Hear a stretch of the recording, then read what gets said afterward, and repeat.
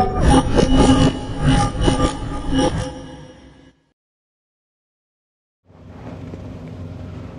right, welcome to the Amazing Patriots YouTube channel, where we cover the latest breaking news surrounding the New England Patriots.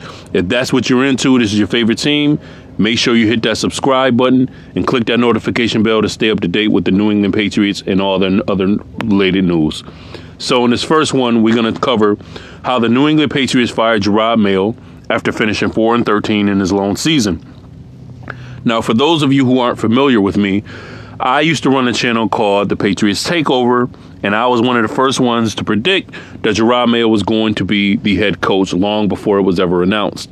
So I was correct in that assessment.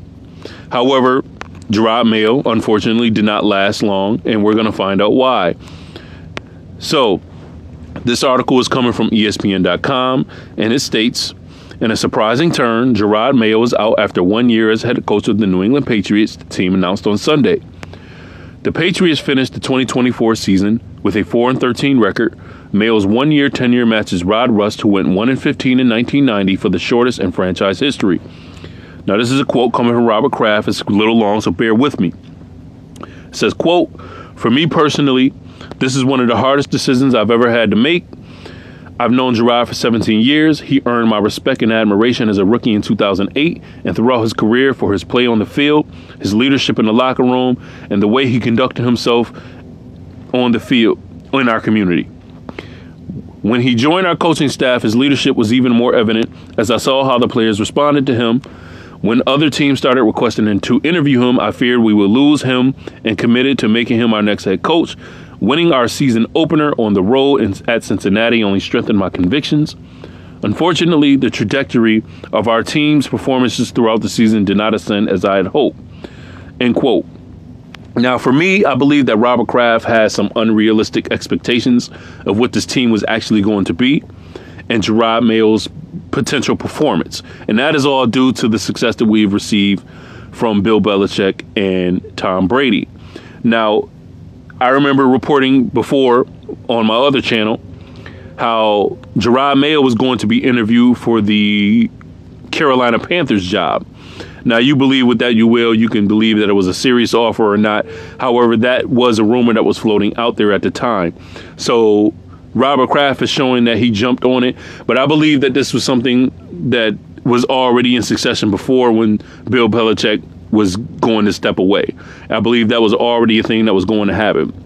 I don't know how I feel about him losing his job after 1 year, even though I believe that Jerod Mayo wasn't fully prepared for this job and for this role. I believe he should have been a coordinator or a special teams coach or something, continue to working with the linebackers and everything. I believe he should have continued that before he can get his bearings under him and attempt to be a head coach in the NFL. However, this is just what it is right now. You know, it's one and done. We've seen teams get turned around after one season, maybe a couple seasons.